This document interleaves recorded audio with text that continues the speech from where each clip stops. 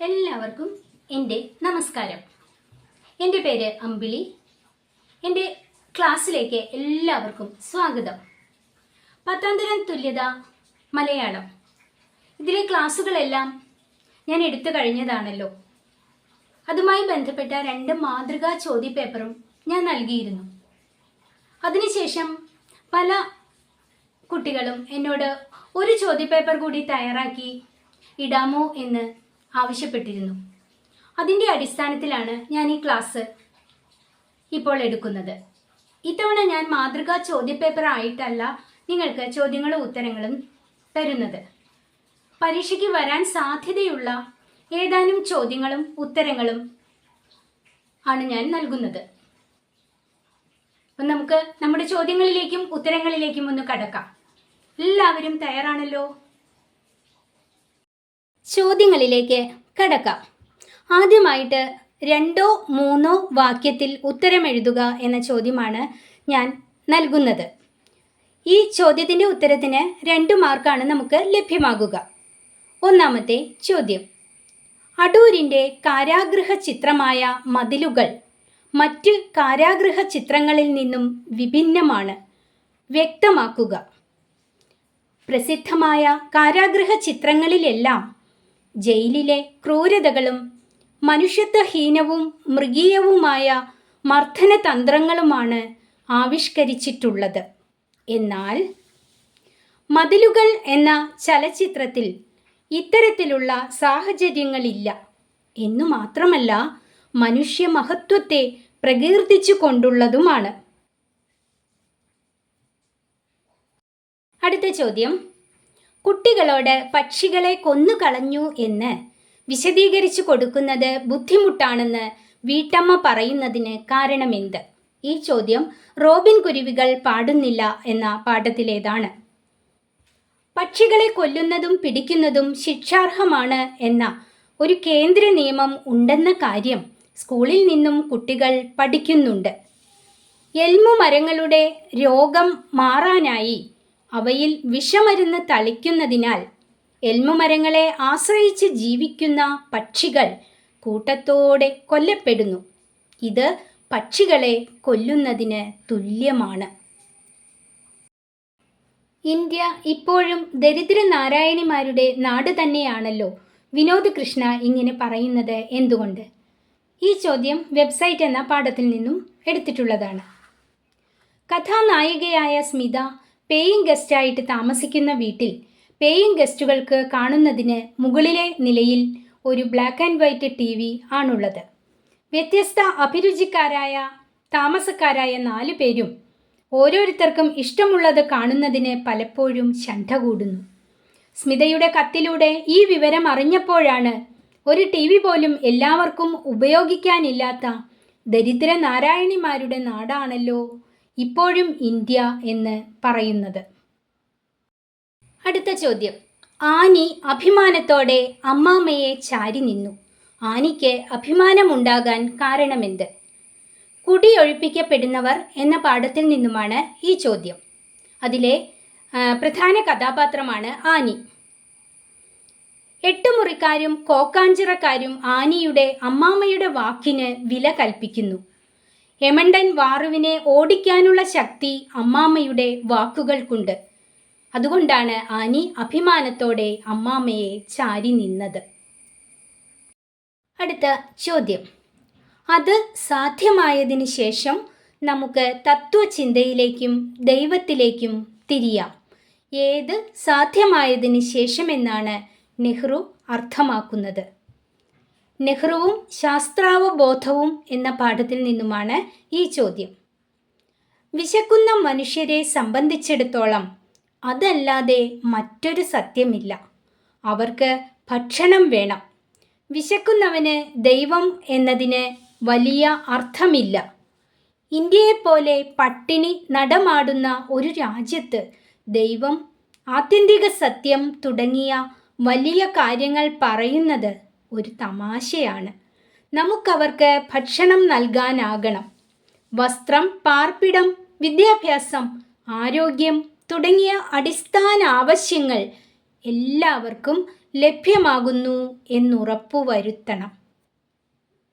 അടുത്തത്, ഭൂമി മരിക്കുന്നതിനു മുൻപ് കവി ചരമഗീതം എഴുതാൻ കാരണമെന്ത്? ഭൂമി അധികനാൾ ഉണ്ടാകില്ല. ഉടനെ തന്നെ മരണത്തിൻ്റെ കറുത്ത വിഷപുഷ്പം ഭൂമിയെ പിടികൂടും. ഭൂമിയുടെ മരണത്തോടെ കവിയുൾപ്പെടെ എല്ലാ ജീവജാലങ്ങളും മരണപ്പെടും. ഭൂമിയുടെ മരണത്തിൽ ദുഃഖിച്ച് വിലപിക്കാൻ ആരും ഉണ്ടാവുകയില്ല. അതിനാലാണ് ഭൂമി മരിക്കുന്നതിന് മുമ്പ് കവി ചരമഗീതം എഴുതുന്നത്. അടുത്തതായിട്ട് നമുക്ക് അര പേജിൽ ഉത്തരം എഴുതേണ്ട ചോദ്യങ്ങളിലേക്ക് പോകാം. 4 മാർക്കാണ് ഓരോ ഉത്തരത്തിന് നിങ്ങൾക്ക് ലഭ്യമാകുക. ചോദ്യം: പരസ്യങ്ങളിൽ കാണുന്നത് പലപ്പോഴും സത്യസന്ധമാകണമെന്നില്ല. നിങ്ങൾ കണ്ടിട്ടുള്ള ഏതെങ്കിലും ഒരു പരസ്യത്തിൻ്റെ അടിസ്ഥാനത്തിൽ വിലയിരുത്തുക. ഈ ചോദ്യം പ്രാർത്ഥിക്കുന്നെങ്കിൽ ഇങ്ങനെ എന്ന കവിതയുമായിട്ട് ബന്ധപ്പെട്ടതാണ്. ഉത്തരം: ടെലിവിഷനിലും മറ്റും സാധാരണ കാണുന്ന ഒരു പരസ്യമാണ് സന്തൂർ സോപ്പിൻ്റെ പരസ്യം. ഒരു സുന്ദരിയായ മോഡൽ രംഗത്ത് പ്രത്യക്ഷപ്പെടുന്നു. അവരുടെ സൗന്ദര്യത്തിൽ കാണികൾ ആകൃഷ്ടരാകുന്നു. അതേസമയം ഒരു ചെറിയ പെൺകുട്ടി മമ്മി എന്ന് വിളിച്ചുകൊണ്ട് യുവതിയുടെ സമീപത്തേക്ക് ഓടി വരുന്നു. കാഴ്ചക്കാർ സുന്ദരിയായ യുവതിക്ക് ഇതാ ഒരു മകളോ എന്ന മട്ടിൽ അത്ഭുതപ്പെടുന്നു. ഇതാണ് പരസ്യം. സന്തൂർ സോപ്പ് ഉപയോഗിച്ച് കുളിക്കുന്നത് കൊണ്ടാണ് പ്രായം തോന്നാത്തത് എന്ന് പരസ്യ കമ്പനി ഇവിടെ വെളിപ്പെടുത്തുന്നു. ഈ പരസ്യം സത്യത്തിൽ അധിഷ്ഠിതമല്ല എന്ന് പറയാം. സന്തൂർ സോപ്പിട്ട് കുളിച്ചാൽ പ്രായം കുറയില്ല. ജീവിതത്തിൽ ഒരിക്കലും പുറകിലേക്ക് വരാത്തതാണ് പ്രായം. നല്ല ജീവിത സാഹചര്യവും മനസുഖവും ഉള്ളവർക്ക് കാഴ്ചയിൽ പ്രായം തോന്നാതിരിക്കാം. പരസ്യങ്ങളിൽ കാണുന്നവ ഒരിക്കലും പ്രായം കുറയ്ക്കുകയില്ല. കൃത്രിമമായ സൗന്ദര്യം സൃഷ്ടിച്ചേക്കാം എന്നു മാത്രം. ഇവിടെ ഞാൻ നൽകിയിരിക്കുന്ന ഇതേ ഉത്തരം വേണമെന്നില്ല. നിങ്ങൾക്ക് കൂടുതൽ പ്രിയപ്പെട്ട ഏതെങ്കിലും പരസ്യത്തെ അടിസ്ഥാനമാക്കിയും ഉത്തരം നിങ്ങൾക്ക് തയ്യാറാക്കാവുന്നതാണ്. വരികൾ വ്യാഖ്യാനിക്കുക. തേച്ചു മിനുക്കിയാൽ കാന്തിയും മൂല്യവും വാച്ചിടും കല്ലുകൾ ഭാരതാംബേ, താണുകിടക്കുന്നു നിൻ കുക്ഷിയിൽ ചാണ കാണാതെ 6-7 കോടിയെന്നും.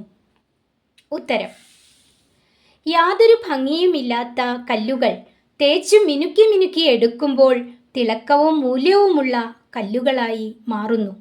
ആ കല്ലുകൾ ചാണ ഉപയോഗിച്ച് തേച്ച് മിനുക്കാതെ ഇരുന്നാൽ എന്നെന്നും ആർക്കും വേണ്ടാത്ത കല്ലുകളാകുമായിരുന്നു.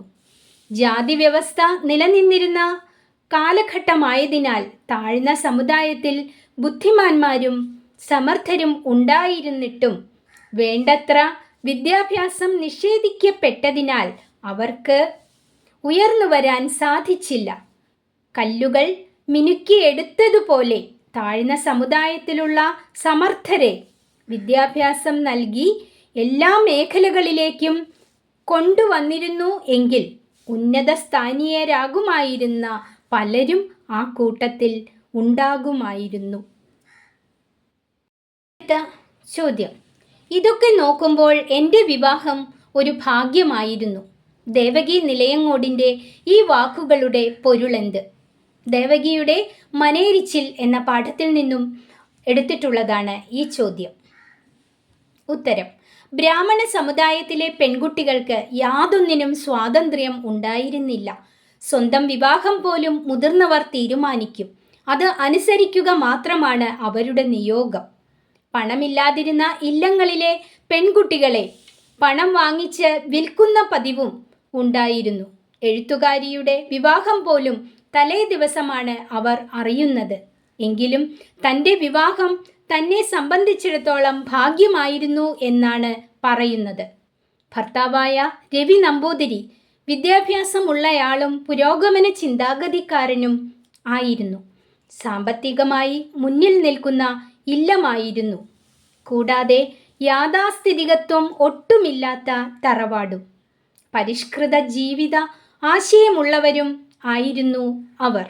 ഇക്കാരണങ്ങൾ കൊണ്ടാണ് തൻ്റെ വിവാഹം ഒരു ഭാഗ്യമാണെന്ന് എഴുത്തുകാരി പറയുന്നത്. അടുത്ത ചോദ്യം. ഭൂമി വിട്ടുപോയ ചന്ദ്രനെ സദാ എൻ്റെ അരികിൽ കൊണ്ടുവന്നു നിർത്തുന്നു അവൾ. സാന്ത്വനയെക്കുറിച്ച് കഥാനായിക ഇങ്ങനെ പറയാൻ കാരണമെന്ത്? പയറുവള്ളികളിൽ തൂങ്ങി നമ്മളൊക്കെ എന്ന പാഠത്തിൽ നിന്നുമാണ് ഈ ചോദ്യം എടുത്തിട്ടുള്ളത്. അച്ഛനില്ലാതെ വളരുന്ന കുട്ടിയായതിനാൽ അച്ഛനെപ്പോലെ അവൾ തന്നെ ഭരിക്കാറുണ്ട്. സാന്ത്വന ചൂണ്ടുന്നതാണ് പലപ്പോഴും തൻ്റെ വഴികളെന്നും അവൾ ഒന്നിനെയും പെരുപ്പിച്ച് ബേജാറാകില്ലെന്നും കഥാനായിക പറയുന്നു. അവൾ ദുഃഖിച്ചിരിക്കാറില്ല. ജീവിതത്തിൽ സന്തോഷത്തിനാണ് സാന്ത്വന പ്രാധാന്യം കൊടുക്കുന്നതെന്നും അവളുടെ അച്ഛൻ്റെ സ്വഭാവമാണ് അവൾക്കുള്ളതെന്നും അച്ഛനായ ചന്ദ്രൻ്റെ എല്ലാ സ്വഭാവങ്ങളും, എന്തിന് ചിരിയും ചലനങ്ങളും എല്ലാം അവളിൽ കാണാം. ചന്ദ്രൻ മരിച്ചുപോയെങ്കിലും ഭർത്താവിൻ്റെ രൂപവും സ്വഭാവവുമുള്ള മകളിലൂടെ കഥാനായിക ഭർത്താവിനെ അരികിൽ നിൽക്കുന്നതുപോലെ കാണുകയാണ്. അടുത്ത ചോദ്യം. വന്നുടൻ നേത്രോൽപ്പല മാലയും ഇട്ടാൾ മുന്നേ പിന്നാലെ വരണാർത്ഥമാലയും ഇട്ടിടിനാൾ. ഈ പ്രയോഗത്തിൻ്റെ സവിശേഷതകൾ വിശകലനം ചെയ്യുക. സീതാസ്വയംവരം എന്ന കവിതയിലെ ഭാഗമാണിത്. സീതാസ്വയംവര വേദിയിൽ ശൈവചാപം കുലയ്ക്കുന്ന ആൾക്കാണ് സീതയെ വിവാഹം ചെയ്യാൻ സാധിക്കുക. ഈ മത്സര പരീക്ഷയിൽ ശ്രീരാമൻ വിജയിക്കുന്നു. സ്വയംവര പന്തലിലേക്ക് സീതാദേവി വരണമാലയുമായി വരികയാണ്. ശ്രീരാമ സവിധത്തിലെത്തിയ സീത തൻ്റെ കയ്യിലിരിക്കുന്ന വരണമാല ശ്രീരാമൻ്റെ കഴുത്തിലിടുന്നതിനു മുമ്പ് നാണത്താൽ കുനിഞ്ഞിരിക്കുന്ന ശിരസുയർത്തി ശ്രീരാമനെ നോക്കുന്നു. ഇതാണ് ശ്രീരാമ സവിധത്തിലെത്തിയ സീത ആദ്യം നേത്രോൽപ്പലമാലയിട്ടു എന്നു പറഞ്ഞതിൻ്റെ അർത്ഥം. തുടർന്ന് തൻ്റെ കരങ്ങളിലുള്ള വരണമാല ശ്രീരാമനെ അണിയിക്കുന്നു. ഇവിടെ 2 മാലകളാണ് സീത അണിയിക്കുന്നത്, നേത്രോൽപ്പലമാലയും വരണമാലയും. ഇത് പരീക്ഷയ്ക്ക് വരാൻ വളരെ സാധ്യതയുള്ള ഒരു ചോദ്യ ഉത്തരമാണ്. അടുത്ത ചോദ്യം. നിന്നഭാവത്തിൽ അനുഭവിക്കുന്നു ഞാൻ അമ്മയെ പണ്ട് പിരിഞ്ഞതിൻ വേദന. കവി ഇങ്ങനെ പറയുന്നതിന് കാരണമെന്ത്? നിരീക്ഷണക്കുറിപ്പ് തയ്യാറാക്കുക. ഇത് നഗരത്തിൽ ഒരു യക്ഷൻ എന്ന കവിതയിലേതാണ്. ഇണക്കങ്ങളും പിണക്കങ്ങളും ഇടകലർന്നുള്ള ദാമ്പത്യ ജീവിതത്തിൻ്റെ ചിത്രീകരണമാണ് ഈ കവിത. ജോലിയുടെ ആവശ്യത്തിനായി ദൂരെ നഗരത്തിൽ പോയപ്പോഴാണ് വിരഹദുഃഖം കവി അറിയുന്നത്. എല്ലാറ്റിനും നിറം മങ്ങിയെങ്കിലും അതിനൊക്കെ മീതെ സ്നേഹത്തിൻ്റെ നിറഭേദങ്ങൾ കവി തിരിച്ചറിയുന്നു. ഓഫീസിൽ പണിയെടുക്കുന്നവരൊരുമിച്ച് ലോഡ്ജിൽ കഴിയുമ്പോഴാണ് ഭാര്യയെ പിരിഞ്ഞിരിക്കുന്ന വേദന കവി അറിയുന്നത്. ആ സാഹചര്യം പണ്ട് അമ്മയുമായി പിരിഞ്ഞ വേദന കവിക്ക് നൽകുന്നു.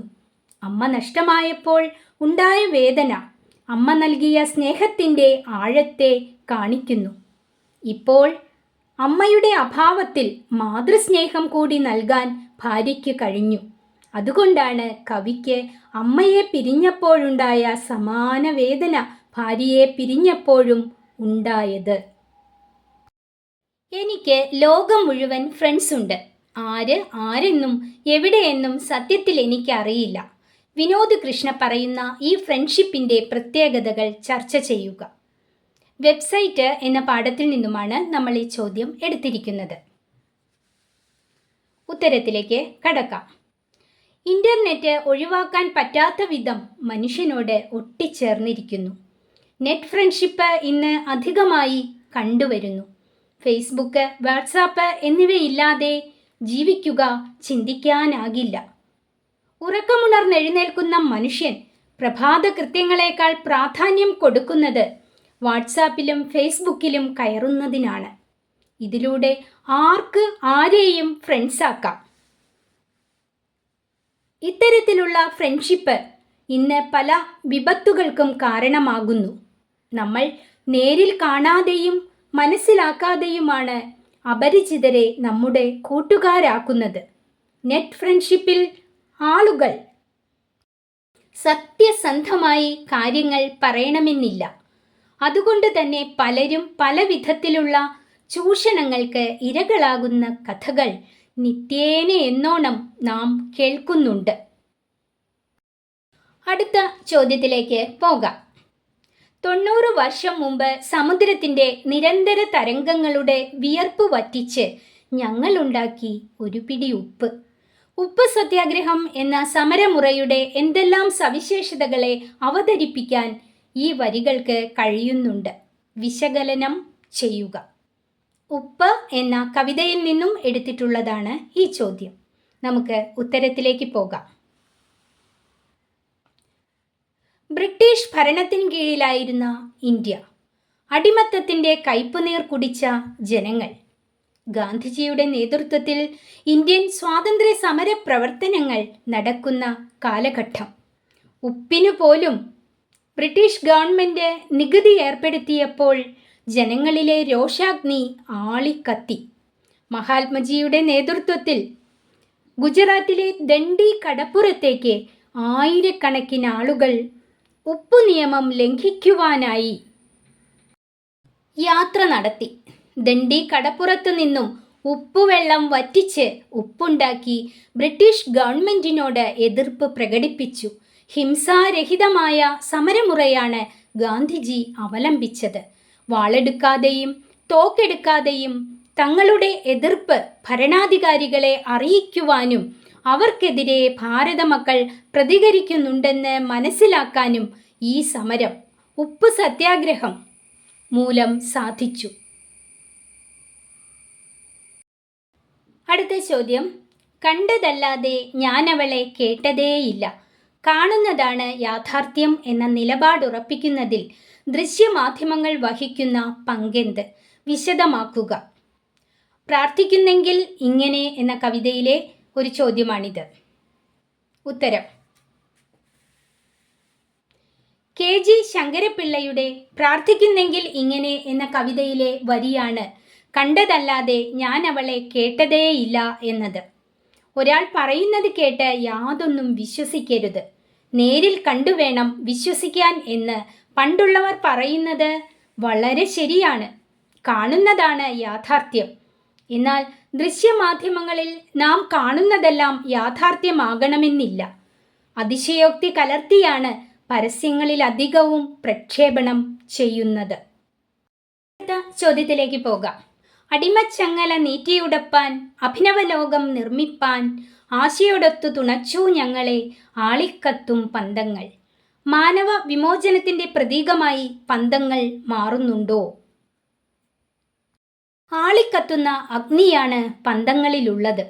പന്തങ്ങൾ മനുഷ്യശക്തി, വീര്യം എന്നിവയെ സൂചിപ്പിക്കുന്ന പ്രതീകമാണ്. മനുഷ്യ പുരോഗതിക്ക് വേണ്ടി ഭൂമിയിൽ ജീവിച്ച് മൺമറഞ്ഞു പോയവർ വരുന്ന തലമുറയ്ക്ക് സമരത്തിൻ്റെ, ത്യാഗത്തിൻ്റെ, ശക്തിയുടെ പന്തങ്ങൾ നൽകുന്നു. സ്വന്തം ഹൃദയരക്തമാകുന്ന തൈലം നൽകി യുവതലമുറ അത് ഏറ്റുവാങ്ങി മുന്നോട്ട് പോകുന്നു. അടിമത്തം അവസാനിപ്പിച്ച് നല്ലൊരു ലോകം, സ്വാതന്ത്ര്യത്തിൻ്റെ ലോകം കെട്ടിപ്പടുക്കുവാൻ ആ ശക്തി യുവജനങ്ങൾക്ക് കരുത്തു നൽകി. അടുത്ത ചോദ്യം. പേന മരിച്ചു കിടപ്പു നിൻ ട്രങ്കിൻ്റെ മൂലയിൽ കൊക്കുകൾ പൂട്ടിയിരുന്നു നാം.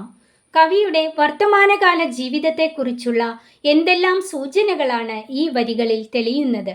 വ്യക്തമാക്കുക. ഇത് നഗരത്തിൽ ഒരു യക്ഷൻ എന്ന കവിതയിലെ ചോദ്യമാണ്.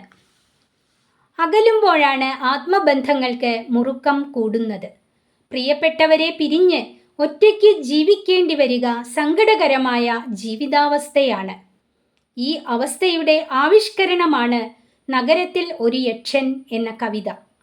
ജോലിയുമായി ബന്ധപ്പെട്ട് ദൂരെ നഗരത്തിൽ കഴിയേണ്ടി വരുന്ന കവി ഭാര്യയെ വേർപെട്ട് കഴിയുമ്പോൾ സ്വയം യക്ഷനായി മാറുകയും ഭാര്യയ്ക്കുള്ള സന്ദേശം എഴുതുകയും ചെയ്യുന്നു. പ്രണയകാലത്ത് കത്തുകളിലൂടെ ആശയവിനിമയം നടത്തിയിരുന്നു. വിവാഹശേഷം കത്തുകളിലൂടെയുള്ള ആശയവിനിമയം ഇല്ല. അതുകൊണ്ടാണ് ട്രങ്കിൻ്റെ മൂലയിൽ പേന മരിച്ചു കിടക്കുന്നു എന്ന് കവി പറയുന്നത്. എഴുതുന്നില്ലെങ്കിൽ പേന കൊണ്ട് എന്ത് പ്രയോജനം? പണ്ട് കാലത്ത് വിലപ്പെട്ടവയെല്ലാം സൂക്ഷിച്ചിരുന്നത് ട്രങ്ക് പെട്ടിയിലായിരുന്നു. പ്രണയകാലത്ത് കൊക്കുകൾ തുറന്നിരുന്നു. ആശയപ്രകടനങ്ങളുടെയും സ്നേഹത്തിൻ്റെയും കാലം. എന്നാൽ ഇന്ന് പ്രണയകാലത്തെ പ്രകടനങ്ങളുടെ തീവ്രത ഇല്ലാതായിരിക്കുന്നു. അതുകൊണ്ടാണ് ചുണ്ടുകൾ പൂട്ടിയിരിക്കുന്നു എന്ന് പറയുന്നത്. ഈ ചോദ്യ ഉത്തരം വളരെ പ്രാധാന്യമേറിയതാണ്. പരീക്ഷയ്ക്ക് വരാൻ വളരെ സാധ്യതയുണ്ട്. ചോദ്യം: സ്വർണവർണ്ണത്തെ പൂണ്ട മൈഥിലി മനോഹരി സ്വർണഭൂഷണങ്ങളും അണിഞ്ഞ് ശോഭയോടെ സ്വർണമാലയും ധരിച്ചാദരാൽ മന്ദം മന്ദം അർണോജ നേത്രൻ മുമ്പിൽ സത്രപം വിനീതയായി. ശബ്ദഭംഗിയും അർത്ഥഭംഗിയും കൂടിച്ചേർന്ന് എങ്ങനെയാണ് ഈ വരികൾ ആസ്വാദ്യമാക്കുന്നത്? കുറിപ്പെഴുതുക. സീതാസ്വയംവരം എന്ന കവിതയിലെ ഒരു ചോദ്യമാണിത്. ഉത്തരം: സ്വയംവര പരീക്ഷയിൽ രാമൻ വിജയിച്ചതിനാൽ സീതാസ്വയംവരം നടക്കാൻ പോകുകയാണ്. അമ്മമാരും പരിചാരികമാരും ചേർന്ന് സീതയെ അണിയിച്ചൊരുക്കുന്നു. സ്വർണ്ണനിറമുള്ള സുന്ദരിയായ മൈഥിലി സ്വർണ്ണാഭരണങ്ങളെല്ലാം അണിഞ്ഞ് സ്വർണമാലയും ധരിച്ച് വളരെ പതുക്കെ നടന്നു വന്ന് നാണത്തോടെ വിനീതയായി നിൽക്കുന്നു. കുലസ്ത്രീകളുടെ സ്വഭാവ മഹിമയാണ് ഇവിടെ സീതയിൽ കാണുന്നത്. വളരെ പതുക്കെ നടന്നു വരുന്നതും നാണത്തോടെയും വിനയത്തോടെയും നിൽക്കുന്നതും ഇതിനുദാഹരണമാണ്. ഈ വരികളിലൂടെ സ്വയംവര പന്തലിലേക്ക് വരുന്ന സീതയുടെ ഒരു വാഗ്മയ ചിത്രം കൂടി കാണാൻ സാധിക്കുന്നു. ഈ വരികളിൽ ആദ്യ അക്ഷരം ഒരുപോലെ വരുന്ന ആദ്യാക്ഷരപ്രാസവും രണ്ടാമത്തെ അക്ഷരം ഒരുപോലെ വരുന്ന ദ്വിതീയാക്ഷരപ്രാസവും വരുന്നത് ഈ വരികൾക്ക് കൂടുതൽ ശബ്ദഭംഗി നൽകുന്നുണ്ട്. ചോദ്യം: കാവ്യഭംഗി വിവരിക്കുക.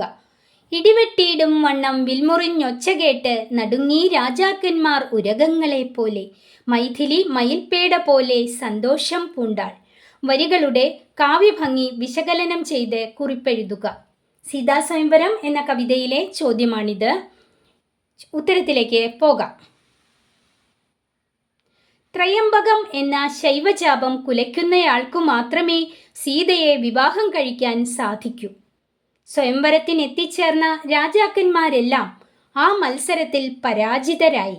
വിശ്വാമിത്രനോടൊപ്പം എത്തിയ ശ്രീരാമൻ വില്ലെടുത്ത് കുലയ്ക്കാൻ ശ്രമിക്കുമ്പോൾ ശ്രീരാമൻ്റെ ബാഹുബലത്താൽ ആ വില്ല് രണ്ടായി ഒടിയുന്നു. വില്ലൊടിയുന്ന ശബ്ദം ഇടിമുഴക്കത്തിന് തുല്യമാണെന്ന് പറയുന്നു. ആ ശബ്ദം കേട്ട് രാജാക്കന്മാർ ഉരകങ്ങളെപ്പോലെ നടുങ്ങിപ്പോയി. പാമ്പുകൾക്ക് ഇടിമുഴക്കം ഭയമാണ്.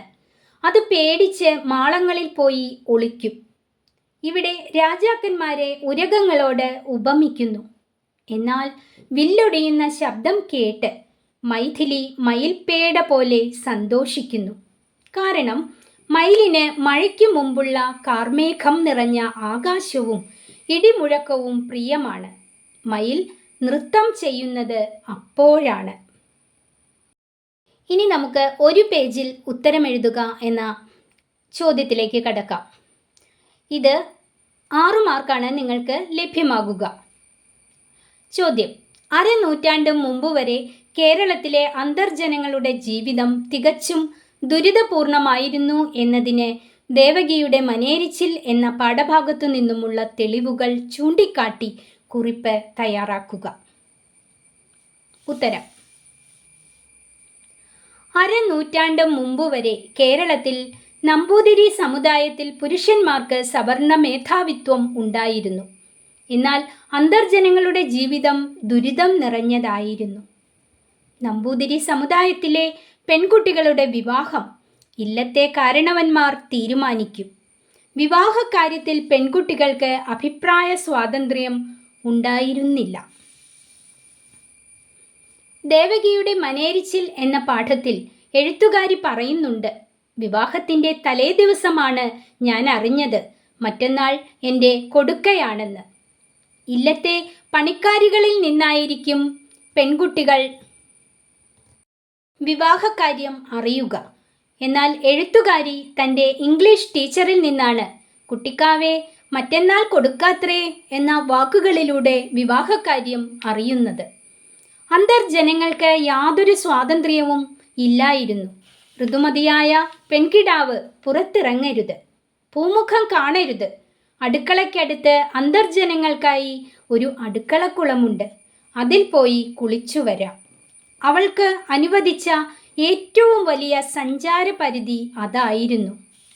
അന്തർജനങ്ങൾക്ക് അവരുടെ ഇഷ്ടത്തിനനുസരിച്ച് ജീവിക്കാൻ അവകാശമില്ലായിരുന്നു. അസ്വാതന്ത്ര്യത്തിൻ്റെ ചങ്ങലക്കെട്ടുകളിൽ ബന്ധിതരായിരുന്നു അവർ. സാമ്പത്തികമായി പിന്നിൽ നിൽക്കുന്ന ഇല്ലങ്ങളിലെ പെൺകുട്ടികളെ പണം വാങ്ങി വിവാഹമെന്ന പേരിൽ വിൽക്കുന്ന പതിവും ഉണ്ടായിരുന്നു എന്ന് എഴുത്തുകാരി പറയുന്നുണ്ട്. വിദ്യാലയങ്ങളിൽ പോയി പഠിക്കാനോ മറക്കുടയില്ലാതെ സ്വതന്ത്രമായി നടക്കാനോ സാധിച്ചിരുന്നില്ല. അടുത്ത ചോദ്യം, പരസ്യങ്ങളുടെ സ്വാധീനത്തിൽപ്പെട്ട് നിങ്ങൾ എപ്പോഴെങ്കിലും കബളിപ്പിക്കപ്പെട്ടിട്ടുണ്ടോ? സ്വന്തം ജീവിതാനുഭവം എഴുതുക. പരസ്യങ്ങളുമായി ബന്ധപ്പെട്ട ഒരു ചോദ്യമാണ്. നമ്മളിൽ പലരും ഇങ്ങനെ കബളിപ്പിക്കപ്പെട്ടിട്ടുണ്ടാകാം. എന്തായാലും ഞാനിവിടെ ഒരു ഉത്തരം നൽകുന്നുണ്ട്. നിങ്ങൾ ഏതെങ്കിലും വിധത്തിൽ ഈ ഒരു അവസ്ഥ അനുഭവിച്ചിട്ടുണ്ടെങ്കിൽ നിങ്ങൾക്ക് അതും എഴുതാവുന്നതാണ്. ഈ ഉത്തരം തന്നെ ഇങ്ങനെയൊരു ചോദ്യം വന്നാൽ എഴുതണമെന്നില്ല. നമുക്കൊന്ന് ഉത്തരത്തിലേക്ക് പോകാം. ഓണക്കാലമായിരിക്കുന്നു, ഓഫറുകളുടെ പൂരം. വെറുതെ പത്രമെടുത്ത് നോക്കിയതാണ്. നഗരത്തിലെ ഒരു പ്രധാന ടെക്സ്റ്റൈൽ ഷോപ്പിൽ വൻ വിലക്കുറവ്, 50% ഓഫർ. പരസ്യം കണ്ട ഞാൻ വളരെ സന്തോഷിച്ചു. പകുതി വിലയ്ക്ക് വസ്ത്രങ്ങൾ വാങ്ങാം. കയ്യിലുള്ളതും കടം മേടിച്ചതുമായി പുറപ്പെട്ടു. അവിടെ ചെന്നപ്പോൾ വൻ തിരക്ക്. കാലുകുത്താൻ സ്ഥലമില്ല. പരസ്യത്തിൻ്റെ പ്രഭാവം ഇത്ര വലുതോ ഞാൻ ചിന്തിച്ചു. തിരക്കിനിടയിൽ 1-2 സാരികൾ ഞാൻ വാങ്ങിച്ചു. എനിക്ക് സാരികൾ നന്നേ ബോധിച്ചു. 10,000 രൂപ വിലയുള്ള സാരി പകുതി വിലയ്ക്ക് ലഭിച്ചിരിക്കുന്നു. വലിയ ലാഭം തന്നെ എന്നു ഞാൻ ചിന്തിച്ചു. അടുത്ത ആഴ്ച കൂട്ടുകാരിയുടെ വിവാഹത്തിന് അതിൽ ഒരു സാരി എടുത്താണ് ഞാൻ പോയത്. സാരി എല്ലാവർക്കും ഇഷ്ടപ്പെട്ടു. ഞാൻ അതിസുന്ദരിയായിരിക്കുന്നു എന്നും ചിലർ പറയുകയുണ്ടായി. എൻ്റെ മനസ്സ് സന്തോഷിച്ചു. വിവാഹം കഴിഞ്ഞ് മടങ്ങുമ്പോൾ ചെറിയൊരു മഴ പെയ്തു. സാരിയാകെ നനഞ്ഞു. വീട്ടിലെത്തിയപ്പോഴേക്കും ഞാനാകെ തകർന്നുപോയി. എൻ്റെ സാരിയിലെ കളർ ഇളകി അവിടവിടെ പാണ്ടു പിടിച്ചതുപോലെ. കൂടാതെ കസവെല്ലാം ചുരുണ്ടുകൂടിയിരിക്കുന്നു. എൻ്റെ പണം നഷ്ടമായി എന്ന സത്യം ഞാൻ ഞെട്ടലോടെ ഓർത്തു. ഇതോടെ ഞാനൊരു പാഠം പഠിച്ചു. പരസ്യം കണ്ട് അതിലെ ഓഫറുകൾ കണ്ട് ഒന്നും വാങ്ങരുത്. പണം കൂടിയാലും ഗുണമേന്മയുള്ളത് വാങ്ങിക്കണം. അടുത്തത് കഥാപാത്ര നിരൂപണമാണ്. ഇവിടെ തന്നിട്ടുള്ളത് കുടിയൊഴിപ്പിക്കപ്പെടുന്നവർ എന്ന കഥയിലെ കുട്ടിപ്പാപ്പൻ, അദ്ദേഹത്തെക്കുറിച്ചാണ് നമ്മൾ എഴുതേണ്ടത്. സാറ ജോസഫിൻ്റെ ആലാഹിയുടെ പെൺമക്കൾ എന്ന നോവലിലെ ഒരു കഥാപാത്രമാണ് കുട്ടിപ്പാപ്പൻ. സ്വയം എഴുന്നേറ്റ് നടക്കാൻ പോലും സാധിക്കാത്ത രോഗിയാണ് അയാൾ. കോക്കാഞ്ചിറയിലെ 8 മുറി ഒഴിപ്പിക്കുന്ന തീരുമാനത്തെ അയാൾ ശക്തിയോടെ എതിർക്കുന്നു. 10-40 വർഷമായിട്ട് അവിടെ അവർ താമസിക്കുന്നവരാണ്. അങ്ങനെ അവരെ ഒഴിപ്പിക്കാൻ വകുപ്പില്ല എന്നയാൾ പറയുന്നുണ്ട്. വാക്കുകൾ കൊണ്ട് പറയുക മാത്രമല്ല, 8 മുറിക്കാരെ ഒഴിപ്പിക്കാതിരിക്കുന്നതിന് ബന്ധപ്പെട്ടവർക്ക് അയാൾ കത്തുകൾ എഴുതുകയുണ്ടായി. അവസാനത്തെ കത്ത് കുട്ടിപ്പാപ്പൻ സ്വന്തം കൈകൊണ്ടെഴുതി. ആ കത്ത് കേരള കമ്മ്യൂണിസ്റ്റ് പാർട്ടി നേതാവ് AKGക്ക് ഉള്ളതായിരുന്നു.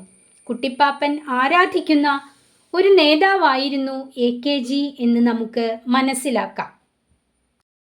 8 മുറിക്കാരെ കോക്കാഞ്ചിറയിൽ കുടിയൊഴിപ്പിക്കുന്നതിനെതിരെ മരണം വരെ നിരാഹാര സമരം ചെയ്യാനും അയാൾ തയ്യാറാകുന്നു. രോഗിയായ എഴുന്നേറ്റ് നടക്കാൻ പോലും ആകാത്ത കുട്ടിപ്പാപ്പൻ അനീതിക്കെതിരെ പ്രതികരിക്കുന്ന സമരാവേശം എടുത്തു പറയേണ്ടതാണ്.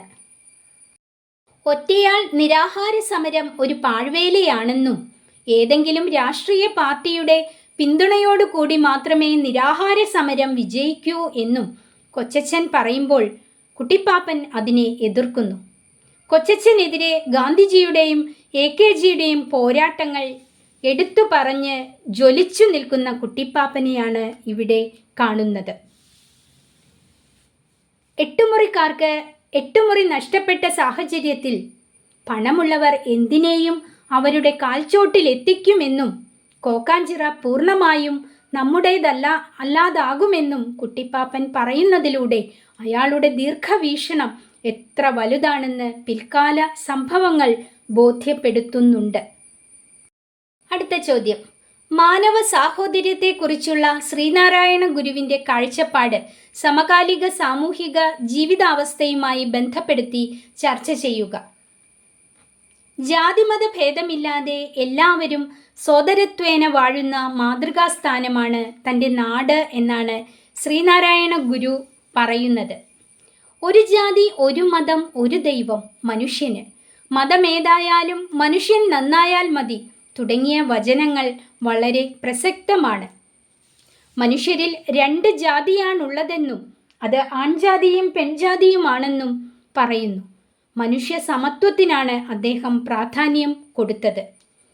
ഇന്നത്തെ സാമൂഹിക വ്യവസ്ഥിതിയിൽ ഈ ജാതി ചിന്തയ്ക്ക് വളരെ പ്രാധാന്യം കൂടിയിട്ടുണ്ട്. നിരഭിമാന കൊലകൾ നിരന്തരം നാം കേട്ടുകൊണ്ടിരിക്കുന്നു. വിദ്യാഭ്യാസപരമായി വളരെ വളർന്നിട്ടുണ്ടെങ്കിലും നമ്മുടെ നാട് ജാതി ചിന്തകളിൽ മുഴുവനായും മോചിക്കപ്പെട്ടിട്ടില്ല എന്നതാണ് ഇതിന് കാരണം. ജാതിയുടെയും മതത്തിൻ്റെയും പേരിലുള്ള വർഗീയ ലഹള സർവ്വസാധാരണമാണ്. ഈ ലഹളയിൽ എത്രയോ മനുഷ്യജീവനുകളാണ് നഷ്ടപ്പെടുന്നത്.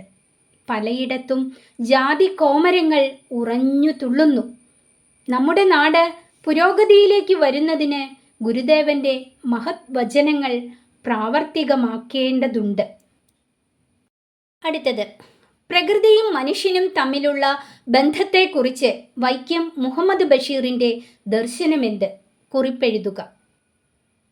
പ്രകൃതിയോട് അതിരറ്റ സ്നേഹമുള്ള കഥാകാരനായിരുന്നു ബഷീർ. ഭൂമി അമ്മയാണെന്നും ഭൂമിയിലെ സകല ചരാചരങ്ങളും ഭൂമിയുടെ അവകാശികളാണെന്നും തൻ്റെ രചനകളിൽ അവതരിപ്പിച്ചിരുന്നു. തൻ്റെ ചുറ്റുമുള്ള സസ്യലതാദികളോട്, ചെടികളോട് എല്ലാം അദ്ദേഹം സംസാരിക്കുമായിരുന്നു. മതിലുകൾ എന്ന നോവലിൽ തടവുകാരനായിട്ടും ജയിലിൽ പനിനീർ ചെടികൾ അദ്ദേഹം നട്ടുനനച്ച് പരിപാലിച്ചിരുന്നു. പ്രകൃതിയും മനുഷ്യനും തമ്മിൽ പരസ്പരം ബന്ധപ്പെട്ടിരിക്കുന്നുവെന്നും പ്രകൃതിയില്ലെങ്കിൽ മനുഷ്യനില്ല എന്നായിരുന്നു അദ്ദേഹത്തിൻ്റെ വാദം. ഓരോ മനുഷ്യനും പ്രകൃതിയെ സംരക്ഷിക്കണമെന്ന ആശയമാണ് തേന്മാവ് എന്ന കഥയുടെ പ്രമേയം. മരിക്കുന്നതിന് തൊട്ടു മുമ്പ് ഒരു മാവിൻ തൈക്ക് വെള്ളമൊഴിച്ച് സംരക്ഷിക്കുന്ന ഒരു വൃദ്ധൻ്റെ കഥയാണത്. ആ വൃദ്ധനിലൂടെ സസ്യലതാദികളോടുള്ള കഥാകാരൻ്റെ സ്നേഹം വ്യക്തമാക്കുകയാണിവിടെ. വൃക്ഷത്തൈ നടുന്നതിലൂടെ പ്രകൃതി വളരുമെന്നും അതിൽ നിന്നും വിലമതിക്കാനാകാത്തത് പലതും ലഭ്യമാകുമെന്നും പറയുന്നു. അടുത്ത ചോദ്യം. ഭാരതപ്പുഴയ്ക്ക് മുകളിൽ പാലമുയർന്നപ്പോൾ കവിക്കുണ്ടായ ആശങ്കയാണ് കുറ്റിപ്പുറം പാലം എന്ന കവിതയിൽ ആവിഷ്കരിച്ചിരിക്കുന്നത്. ഇന്നത്തെ സാഹചര്യത്തിൽ ഇത്തരം ആശങ്കകൾക്ക് പ്രസക്തിയുണ്ടോ? ഉത്തരം. വടക്കൻ കേരളത്തിൻ്റെ അഴകാണ് പേരാറ് എന്നറിയപ്പെടുന്ന ഭാരതപ്പുഴ. പുഴയ്ക്ക് കുറുകെ മനുഷ്യനിർമ്മിതമായ പാലം വന്നപ്പോൾ പരിശുദ്ധമായി ഒഴുകുന്ന പുഴ അഴുക്കുചാലായി മാറുമോ എന്ന് കവി ശങ്കിക്കുന്നു. വളരെ വർഷങ്ങൾക്ക് മുമ്പ് എഴുതിയ ഈ കവിത ഈ കാലത്ത് വളരെ അർത്ഥവത്താണെന്ന് പറയാം. കവി ഭാരതപ്പുഴ അഴുക്കുചാലായി മാറുമോ എന്നാണ് സംശയിക്കുന്നത്. ഇന്നാകട്ടെ നമ്മുടെ എല്ലാ പുഴകളും മനുഷ്യനാൽ മലിനമാക്കപ്പെടുന്നു. ജലസമൃദ്ധി നിറഞ്ഞു നിൽക്കുന്ന പെരിയാർ മാലിന്യങ്ങളാൽ നിറഞ്ഞിരിക്കുന്നു. വ്യവസായശാലകളിൽ നിന്നും പുഴയിലേക്ക് വിഷം കലർന്ന മലിനജലം പുറന്തള്ളുന്നതിനാൽ മത്സ്യങ്ങൾ ഉൾപ്പെടെ എല്ലാ ജീവജാലങ്ങളും ചത്തൊടുങ്ങുകയാണ്. ഇത്തരത്തിലുള്ള വാർത്തകൾ നിരന്തരം നാം കേൾക്കുന്നുണ്ട്. ശാസ്ത്ര സാങ്കേതിക വിദ്യകളുടെ വളർച്ച മനുഷ്യനെ പുരോഗതിയിലേക്ക് നയിച്ചെങ്കിലും അതിൻ്റെ ദുഃഖകരമായ ഒരു ഫലമാണ് മാലിന്യവർദ്ധനവ്. മാലിന്യങ്ങൾ പ്ലാസ്റ്റിക് ഉൾപ്പെടെ പുഴകളിലേക്ക് വലിച്ചെറിയുന്ന പ്രവണത പുഴയെ മലിനമാക്കാനും പ്രകൃതി നൽകിയ പുഴ എന്ന അനുഗ്രഹത്തെ നഷ്ടപ്പെടുത്താനും ഇടയാക്കും. അടുത്ത ചോദ്യം, കഥാപാത്ര നിരൂപണം. സാന്ത്വന എന്ന കഥാപാത്രത്തെക്കുറിച്ച് പയറുവള്ളികളിൽ തൂങ്ങി എന്ന കഥയിലെ കഥാപാത്രം. പയറുവള്ളികളിൽ തൂങ്ങി നമ്മളൊക്കെ എന്ന കഥയിലെ കഥാനായികയുടെ മകളാണ് സാന്ത്വന. മിടുക്കിയായ പെൺകുട്ടി. കഥാനായിക തൻ്റെ ഭർത്താവ് ചന്ദ്രൻ മരിച്ചതിൻ്റെ വേദന സാന്ത്വനയിലൂടെ മറക്കുന്നു. കാരണം അച്ഛൻ്റെ എല്ലാ സ്വഭാവ ഗുണങ്ങളും സാന്ത്വനയ്ക്കുണ്ട്. കഥാനായിക പറയുന്നു, അച്ഛനില്ലാതെ വളരുന്ന കുട്ടികളിൽ അച്ഛനായി തീർന്ന് അമ്മയെ ഭരിക്കുന്ന ഒരു സ്വഭാവമുണ്ട്. അത് സാന്ത്വനയ്ക്കുണ്ട്. ബുദ്ധിമതിയായ മകളുടെ തീരുമാനമനുസരിച്ചാണ് അമ്മ പ്രവർത്തിക്കുന്നത്. ജീവിതം ദുഃഖിക്കാനുള്ളതല്ല, സന്തോഷിക്കാനുള്ളതാണ്. ഇതായിരുന്നു അവളുടെ തീരുമാനം. അച്ഛൻ്റെ രൂപവും സ്വഭാവവുമുള്ള സാന്ത്വന മരിച്ചുപോയ ഭർത്താവ് തൻ്റെ അരികിൽ നിൽക്കുന്നതിന് സമാനമാണെന്ന് കഥാനായിക പറയുന്നു. പത്മിനി കുഞ്ഞമ്മയ്ക്ക് ആപൽക്കരമായ മാറ്റമൊന്നുമില്ലെന്നും പണ്ടത്തെ പത്മിനി കുഞ്ഞമ്മയെ തിരിച്ചു കിട്ടിയതിൽ സന്തോഷമാണെന്നും അവൾ പറയുന്നു. പത്മിനിയും സാന്ത്വനയും കൂട്ടുകാരികളെ പോലെ കളിച്ചു ചിരിച്ച് നടക്കുന്നതും കാണാം. സാന്ത്വനയുടെ സാമീപ്യം ഒരുപക്ഷെ പത്മിനിക്ക് സന്തോഷം നൽകിയിരിക്കണം. സൗന്ദര്യബോധത്തിൻ്റെ കാര്യത്തിലും സാന്ത്വന മിടുക്കിയാണെന്ന് കാണാം. കടും നീലനിറങ്ങളിൽ അമ്മ കത്തിജ്വലിക്കുമെന്ന് പറഞ്ഞ് അമ്മയെ സുന്ദരിയാക്കാൻ യോജിച്ച വസ്ത്രങ്ങൾ എടുക്കുന്നതിനും അവൾ ശ്രമിക്കുന്നു. പത്മിനിയോടൊപ്പം ഷോപ്പിങ്ങിന് പോകാൻ തയ്യാറാകുന്ന സാന്ത്വന ചുറ്റിയടിക്കലുകളിൽ നിന്നും തിരിച്ചു വരുമ്പോൾ ഒരു കെട്ട് പരാതിയുമായിട്ടാണ് വരുന്നത്. എന്നാൽ അതെല്ലാം മറന്ന് പത്മിനി കുഞ്ഞമ്മ വാങ്ങിയ സാധനങ്ങൾ അമ്മയെ കാണിക്കുവാൻ വ്യഗ്രത കാണിക്കുന്നതും കുഞ്ഞമ്മയുടെ ടേസ്റ്റ് അപാരമെന്ന് പറയുന്നതും മിടുക്കിയായ സമർത്ഥയായ സാന്ത്വനയെ ഇവിടെ പ്രകടമാക്കുന്നു. അടുത്ത ചോദ്യം, സ്വാഭിപ്രായക്കുറിപ്പ് തയ്യാറാക്കുക. സ്വന്തം അഭിപ്രായക്കുറിപ്പ്. ഏതു സങ്കടത്തിൽ നിന്നും കരകയറാനുള്ള ഒരേയൊരു പോംവഴി നമ്മളെക്കാൾ സങ്കടമുള്ളവരുടെ കഥകൾ കേൾക്കുക എന്നത് തന്നെയാണ്. നജീബിൻ്റെ ഈ അഭിപ്രായത്തോട് നിങ്ങൾ യോജിക്കുന്നുണ്ടോ? ഒരു മനുഷ്യൻ അനുഭവിക്കുന്നതിനും അപ്പുറമായിരുന്നു നജീബിൻ്റെ അറബിയുടെ മസറയിലെ ജീവിതം. അവിടെ നിന്ന് രക്ഷപ്പെട്ട് അയാൾ ജയിലിലെത്തുന്നു. നജീബിനെ പോലെ വ്യത്യസ്ത രീതിയിൽ വേദനകൾ അനുഭവിച്ചവരായിരുന്നു ജയിലിലെ സഹതടവുകാർ. അവരുടെ കഥകൾ കേട്ടപ്പോൾ തൻ്റെ ജീവിതവും സങ്കടങ്ങളും എത്ര ചെറുതാണെന്ന് നജീബിന് തോന്നുന്നുണ്ട്. അതിൽ ചിലരുടെ കഥകൾ തൻ്റെ ജീവിതയാതനകളേക്കാൾ വളരെ കഠിനമായിരുന്നു എന്നും അത്തരം കഥകൾ തൻ്റെ സങ്കടങ്ങളിൽ നിന്നും കരകയറാൻ സഹായിച്ചു എന്നും നജീബ് പറയുന്നു. നമ്മുടെ ദുഃഖമാണ് ഏറ്റവും വലുത് എന്ന ധാരണയിൽ ജീവിക്കുമ്പോൾ നമ്മളെക്കാൾ ദുഃഖം അനുഭവിച്ച ഒരാളുടെ കഥ കേട്ടാൽ അത് നമ്മളുടെ ദുഃഖത്തെ ചെറുതാക്കും. നമ്മുടെ ദുഃഖം ഒന്നുമല്ല എന്ന ചിന്തയിൽ ജീവിതത്തെ മുന്നോട്ട് കൊണ്ടുപോകാൻ സാധിക്കും. ഏതു സങ്കടത്തിൽ നിന്നും കരകയറാനുള്ള ഒരേയൊരു പോംവഴി നമ്മളെക്കാൾ സങ്കടമുള്ളവരുടെ കഥകൾ കേൾക്കുകയാണ് എന്ന നജീബിൻ്റെ അഭിപ്രായത്തോട് യോജിക്കുകയാണ് ചെയ്യുന്നത്. നിശബ്ദ വസന്തം ചൂണ്ടിക്കാണിച്ച പാരിസ്ഥിതിക ദുരന്തം ചർച്ച ചെയ്യുക. റേച്ചൽ കഴ്സൻ്റെ സൈലന്റ് സ്പ്രിംഗ് എന്ന കൃതി പക്ഷികളെക്കുറിച്ചുള്ളതാണ്. പ്രകൃതിയിലെ മനോഹര ജീവികളാണ് പക്ഷികൾ. പക്ഷികളെ മനുഷ്യൻ മാതൃകയാക്കേണ്ടതാണ്. കാരണം പ്രഭാതത്തിൽ ഉണരുന്ന പക്ഷികൾ ഒത്തൊരുമയോടുകൂടി ഇര തേടാൻ പോവുകയും സന്ധ്യയോടെ കൂട്ടിലേക്ക് മടങ്ങുകയും ചെയ്യുന്നു. പക്ഷികളുടേത് ചിട്ടയായ ജീവിതം തന്നെയാണ്. അമേരിക്കൻ ഐക്യനാടുകളിൽ പക്ഷികളുടെ വരവ് തീരെ കുറഞ്ഞിരിക്കുന്നു എന്ന് പറഞ്ഞാണ് റോബിൻ കുരുവികൾ പാടുന്നില്ല എന്ന പാഠം ആരംഭിക്കുന്നത്. പക്ഷികളുടെ കൂജനങ്ങൾ കേൾക്കാനില്ല. മനോഹരമായ പൂക്കളും വിവിധ വർണ്ണങ്ങളിലുമുള്ള പക്ഷികളും പറന്നു നടക്കുന്ന വസന്തകാലം ഇന്ന് നഷ്ടപ്പെട്ടിരിക്കുന്നു. പക്ഷികൾ പല കാരണങ്ങൾ കൊണ്ടും മരണമടയുകയോ തിരിച്ചു വരാതിരിക്കുകയോ ചെയ്യുന്ന അവസ്ഥയിൽ എത്തിയിരിക്കുന്നു. പക്ഷികളില്ലാതെ വസന്തം നിശബ്ദമായിരിക്കുന്നു. ഈ നിശബ്ദ വസന്തത്തിന് കാരണം റോബിൻ കുരുവികളുടെയും മറ്റു പക്ഷികളുടെയും നിലനിൽപ്പ് എൽമു മരങ്ങളെ ആശ്രയിച്ചാണ്. ഈ മരങ്ങളിലാണ് അവ കൂടുകെട്ടുന്നതും താമസിക്കുന്നതും. അമേരിക്ക മുഴുവൻ വ്യാപിച്ചു കിടക്കുന്ന ഈ മരങ്ങൾ ഗുരുതരമായ ഒരു രോഗത്തിന് കീഴ്പ്പെട്ടിരിക്കുന്നു. ഈ മരങ്ങളെ രക്ഷിക്കാൻ, അതിൻ്റെ കേടുമാറ്റാൻ പല വിഷമരുന്നുകളും തളിക്കുന്നു. ഇതിൻ്റെ ഫലമായി വൃക്ഷങ്ങളിൽ താമസിക്കുന്ന പക്ഷികൾ മരണമടയുകയോ തിരിച്ചു വരാതെ എവിടേക്കോ പറന്നു പോയിരിക്കുന്നു. പക്ഷികളില്ലാത്ത ലോകം അതാണ് വരാൻ പോകുന്നത്. അവയുടെ ആവാസ വ്യവസ്ഥ ഇല്ലാതായപ്പോൾ പക്ഷികളും ഇല്ലാതായി. പക്ഷികളുടെ മനോഹരമായ കളകൂജനങ്ങൾ ഇല്ലാതായി. പ്രഭാതം നിശബ്ദമായി. പക്ഷികളെ സ്നേഹിക്കുന്നവർക്ക് ഇത് സഹിക്കാൻ പറ്റാത്ത അവസ്ഥയാണ് പ്രദാനം ചെയ്തത്. അടുത്ത ചോദ്യം. ജീവിതാനുഭവങ്ങളുടെ തീവ്രമായ അവതരണമാണ് ആടുജീവിതം എന്ന കൃതിയുടെ ഏറ്റവും വലിയ പ്രത്യേകത. പിറന്ന നാട് വിട്ടവർ എന്ന പാഠത്തെ ആസ്പദമാക്കി ഉപന്യാസം തയ്യാറാക്കുക. ബെന്യാമിൻ എഴുതിയ ആടുജീവിതം എന്ന നോവലിലെ ഒരു ഭാഗമാണ് പിറന്ന നാടുവിട്ടവർ എന്ന പാഠഭാഗം.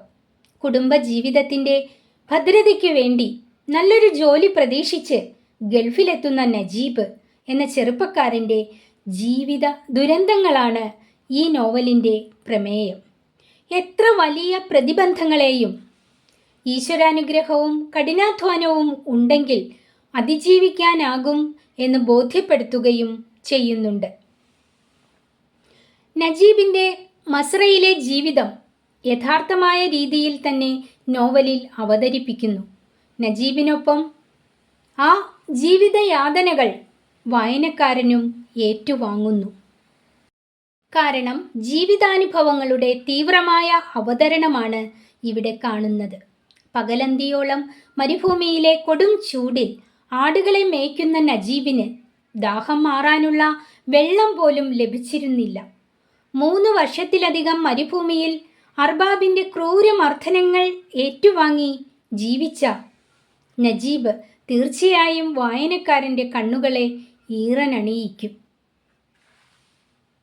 കഥയുടെ അവസാനം അർബാബിൽ നിന്നും രക്ഷപ്പെട്ട് നജീബ് നാട്ടിലേക്കെത്താൻ എളുപ്പവഴി എന്ന നിലയിൽ പോലീസിന് കീഴടങ്ങുകയും അങ്ങനെ ജയിലിലാകുകയും ചെയ്യുന്നു. രേഖകളെല്ലാം ശരിയാകുന്ന മുറയ്ക്ക് എംബസി മുഖേന നാട്ടിലേക്കെത്താൻ അതാണൊരു വഴി. എന്നാൽ ജയിലിനകത്തും അറബികളുടെ ക്രൂരത കാണാൻ സാധിക്കും. രക്ഷപ്പെട്ടോടി വരുന്ന ആളുകളെ അറബി തിരിച്ചറിഞ്ഞാൽ ദയയുടെ ഒരു കണിക പോലും ഇല്ലാതെ നിർദാക്ഷിണ്യം മർദ്ദിക്കുന്ന കാഴ്ച പാഠഭാഗത്ത് വ്യക്തമാക്കുന്നുണ്ട്. കൂടാതെ നജീബിൻ്റെ സുഹൃത്ത് ഹമീദിനെ തിരിച്ചറിയുന്ന അറബി അയാളോട് കാണിക്കുന്ന പീഡനങ്ങൾ സഹിക്കാൻ കഴിയുന്നതിലും അധികമാണ്. ഒടുവിൽ തൻ്റെ സ്വന്തം അർബാബ് ജയിലിലെത്തുമ്പോൾ ഭീതി കൊണ്ട് എനിക്ക് തല കറങ്ങുന്നത് പോലെ തോന്നി എന്നാണ് നജീബ് പറയുന്നത്. ചുരുക്കത്തിൽ ഈ നോവൽ ആദ്യാവസാനം നജീബിൻ്റെ ജീവിതത്തെ പച്ചയായി അവതരിപ്പിച്ച് അത് വായനക്കാരൻ്റെ മനസ്സിലേക്ക് ആഴത്തിൽ പതിപ്പിക്കുവാൻ നോവലിസ്റ്റിന് കഴിഞ്ഞിട്ടുണ്ട് എന്നത് സത്യം തന്നെയാണ്. നജീബിനോടൊപ്പം നജീബിൻ്റെ ജീവിതം നമ്മളും നേരിൽ കാണുന്നു, അനുഭവിക്കുന്നു, ആ വേദനകളിൽ പങ്കുചേരുന്നു. ഇത്രയും ചോദ്യങ്ങളും ഉത്തരങ്ങളുമാണ് ഞാൻ നൽകുന്നത്. ഏകദേശം വരാൻ സാധ്യതയുള്ള പ്രധാനപ്പെട്ട ചോദ്യങ്ങളും ഉത്തരങ്ങളുമാണ് ഞാൻ നൽകിയിട്ടുള്ളത്. ഞാൻ മുൻ ക്ലാസ്സിൽ പറഞ്ഞതുപോലെ പരീക്ഷാ ചോദ്യപേപ്പർ തയ്യാറാക്കുന്ന അധ്യാപകന്റെ അല്ലെങ്കിൽ അധ്യാപികയുടെ മനോധർമ്മം അനുസരിച്ചായിരിക്കും ചോദ്യങ്ങൾ വരിക. അപ്പോൾ പാഠപുസ്തകത്തിൽ നിന്നും ഏത് തരത്തിലുള്ള ചോദ്യവും നമുക്ക് പ്രതീക്ഷിക്കാവുന്നതാണ്. ഞാൻ നൽകിയ ചോദ്യങ്ങൾ മാത്രമേ വരൂ എന്ന് ആരും വിചാരിക്കരുത്. അതും പഠിക്കുക. ടെസ്റ്റ് സംബന്ധമായിട്ട് നിങ്ങൾക്ക് ലഭ്യമായിട്ടുള്ള എല്ലാ കാര്യങ്ങളും പഠിക്കുക. വീണ്ടും ഞാൻ പറയട്ടെ, പാഠപുസ്തകം പല ആവർത്തി ഒന്ന് വായിച്ചിരിക്കണം. അപ്പം എല്ലാവർക്കും വീണ്ടും നല്ലൊരു ആശംസ നേർന്നുകൊണ്ട് ഞാൻ ഈ ക്ലാസ് അവസാനിപ്പിക്കട്ടെ. നന്ദി, നമസ്കാരം.